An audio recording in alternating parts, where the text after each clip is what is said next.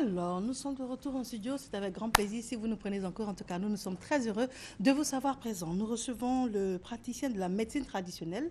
C'est comme ça que l'on dit. Tout à l'heure, il m'a repris hors antenne en me disant qu'on ne dit plus tradi praticien. C'est ça. Alors, moi, je pensais que tradi, c'était tradition. Et puis praticien, c'est-à-dire qui utilise la tradition pour soigner. C'est ce qu'on pensait, en tout cas, quand on disait tradi praticien. Oui, au fait, c'est des termes qui sont vraiment dépassés. Avant, on parlait d'indigénat, maintenant, on ne parle plus d'indigénat, on dit médicaments naturels. Au lieu de dire praticien, maintenant, selon le terme de l'OMS, praticien de la médecine traditionnelle. Et la différence, c'est quoi? La différence, c'est que on dit praticien, bon, c'est des termes un peu terre à terre qui rabaissaient un peu encore plus le praticien. Or, un praticien de médecine traditionnelle, c'est quelqu'un qui sauve l'humanité, qui connaît ce que c'est que les vertus thérapeutiques des plantes, qui a vraiment un savoir, qui a porté vraiment un serment. Et c'est une personne qu'on doit respecter. Praticien de la médecine traditionnelle. Et l'autre, c'était tradi praticien. Les mêmes termes se retrouvent? Non, oui, mais tradi praticien, c'est encore plus terre à terre. Ah, d'accord. Voilà. Très bien. Faut avancer, nous voilà informés, avertis, et puis en conformité avec l'OMS. L'OMS. D'accord. Voilà. Très bien. Alors, la médecine traditionnelle face aux maladies dites incurables. Oh, merci bien, encore une fois. Depuis les temps ancestraux, la médecine traditionnelle, qui représente l'ensemble des connaissances et pratiques utilisées pour prévenir et guérir les maladies définitivement, a assuré la santé des populations. Mais aujourd'hui, un nombre de maladies sont dites incurables, donc ne pouvons être guéris. Après l'analyse de l'action de la médecine traditionnelle sur 6 maladies dites incurables, à savoir les affections de la prostate, le cancer, la stérilité chez l'homme comme chez la femme, les kystes et fibromes, le diabète, la tension artérielle et les hépatites. Et nous pourrons sans doute mieux voir l'activité préventive et curative de la médecine traditionnelle sur ces maladies dites incurables. Dans un premier temps, nous allons parler du traitement des maladies dites incurables par la médecine traditionnelle. Nous avons connu des maladies sur cette terre, des maladies en Europe, comme les maladies comme les pestes. Les pestes, on a connu... La lèpre aussi. Oui, la lèpre. On a connu la fièvre jaune, les varioles. Et c'est des maladies qui ont été rapidement anéanties, où aujourd'hui la médecine moderne a pu cerner ces maladies et on arrive à guérir définitivement ces maladies. Mais en dehors de ces maladies, il existe encore d'autres maladies que je viens de citer où on dit que ces maladies sont incurables.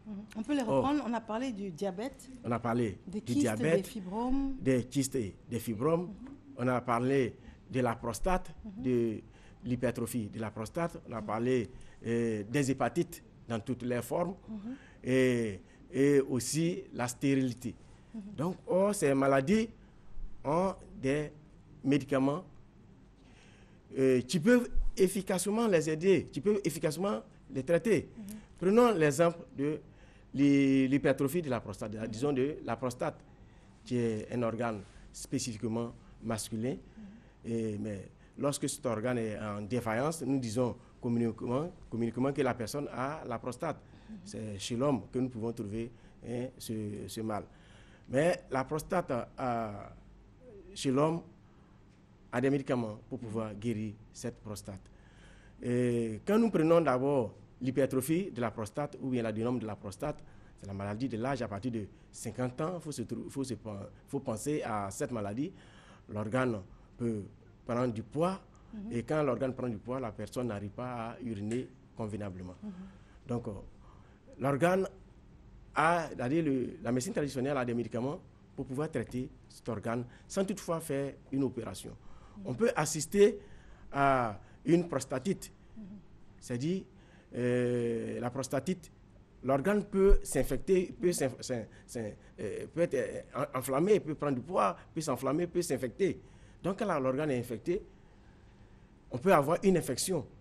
L'infection, soit le jeune, on dit communément que c'est la maladie de l'âge, mais le jeune, à son âge, peut avoir des infections maltraitées, et les IST, et ces IST maltraités peuvent l'entraîner à une prostatite aiguë.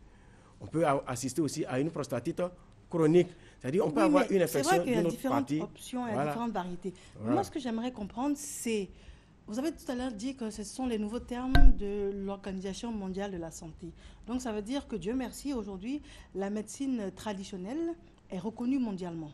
Maintenant, quand vous dites que les maladies sont dites incurables, ça veut dire que la médecine moderne n'a pas la solution, que la médecine traditionnelle a la solution. Maintenant, ce que je ne comprends pas, c'est pourquoi est-ce que, dès l'instant où la médecine moderne ne l'a pas, la tradition l'a, pourquoi est-ce qu'il n'y a pas une jonction des deux pour que ce soit guéri et qu'on ne dise plus maladie dite incurable? Dès l'instant où on reconnaît l'authenticité et puis la vérité de ces deux manières de soigner. Je pense bien que nous parlons de collaboration et les choses vont bien, d'autant plus qu'aujourd'hui nous avons une unité de médecine traditionnelle au sein du CHU de Treichville. Merci aux autorités. Et je pense bien que la population ne doit plus avoir ces gens d'angoisse, ces gens de détresse, dit que les maladies sont incurables. Mais la médecine traditionnelle va au-delà du réel en prenant directement la plante et en s'inspirant de tout ce que l'humanité a créé, à savoir la terre, à savoir les sèves, à l'état naturel, à l'état brut. Et dès l'instant que la médecine conventionnelle n'a pas pu totalement détecter des molécules pour pouvoir traiter cette pathologie, des pathologies, disons, prenons l'exemple du diabète, ils se disent que cette maladie est incurable. Or, à notre niveau, en tant que médecine traditionnelle, en tant que praticien de médecine traditionnelle, nous sommes en contact direct avec la nature, en contact direct avec nos anciens, nos aïeux, nos grands-parents. C'est-à-dire, quand il y a blocage, nous faisons appel au sixième sens. Au sixième sens. Moi, je vous pose une question concrète. Il y a un monsieur qui va à l'hôpital et puis qui se sent un peu bizarre et puis qui a des vertiges. Et on lui dit, monsieur, on est vraiment désolé, mais vous êtes diabétique. Donc, votre vie va changer. À partir de maintenant, vous allez faire ci, ça, ça et ça. C'est vrai que c'est incurable, mais quand c'est décelé, traité, on peut vous aider à ce que votre pronostic vital ne soit pas engagé. Si vous suivez tout ce qu'on va vous dire, mais sachez que c'est incurable. Ça, c'est ce qu'on va lui dire dans la médecine traditionnelle. Moderne. Pardon, médecine moderne. Alors, il va dire, bon, j'ai écouté l'émission Mariam Touré et puis M. Annou ce matin, et ils ont dit que la médecine traditionnelle peut guérir. C'est ça. Cela. Donc, qu'est-ce qu'il fait? Il continue à écouter le monsieur qui lui dit c'est incurable, mais on peut vous aider à rester en vie. Ou bien il dit, vous avez dit ça, c'est trop facile, moi je m'en vais voir la médecine traditionnelle et puis ils vont me guérir. Ou bien qu'est-ce qu'il fait? Il fait le traitement moderne plus le traitement traditionnel. Parce que des fois aussi, on nous dit que quand on écoute la médecine traditionnelle, des fois il y a des choses qu'on ne fait pas dans la médecine moderne. Est-ce que ça n'accélère pas le problème de santé, justement? Moi, à mon niveau, quand un tel patient arrive, je lui demande s'il a fait ses analyses. Maintenant, si c'est avéré que ce patient a fait vraiment ses analyses, qui suit vraiment le traitement à l'hôpital, je lui demande, vous suivez un traitement à vie? Si vous avez l'habitude de faire de l'injection, soit 3 à 4 fois par jour, avec le traitement traditionnel, nous allons diminuer au fur et à mesure qu'on suit le traitement traditionnel. Au lieu de prendre soit 3 à 4 fois, on peut diminuer. Dans un premier temps, aller à 3 au lieu de 4 fois. Dans un second moment, au lieu de 3 fois, on peut revenir à 2 fois. Mais toutefois, en suivant le traitement, au moment qu'il suit le traitement, il fait ses analyses. Parce qu'il peut arriver à un certain moment que le patient, au lieu parce que le taux de glycémie, au lieu de 0,77 à 70, disons, à 1,10, ça peut rechuter, venir en dessous de 0,70. Vous voyez, en ce moment, le patient a besoin de sucre encore dans son sang.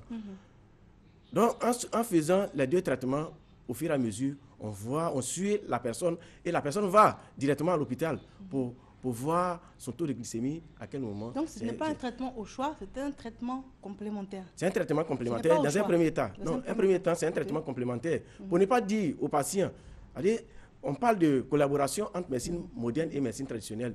Il ne faudrait pas dire aux patients directement d'arrêter le traitement. Tu peux lui dire, on a un traitement complémentaire qu'on peut vous donner. Mais vous suivez ce traitement, au fur et à mesure, nous allons voir la situation de telle sorte que vous puissiez avoir la santé.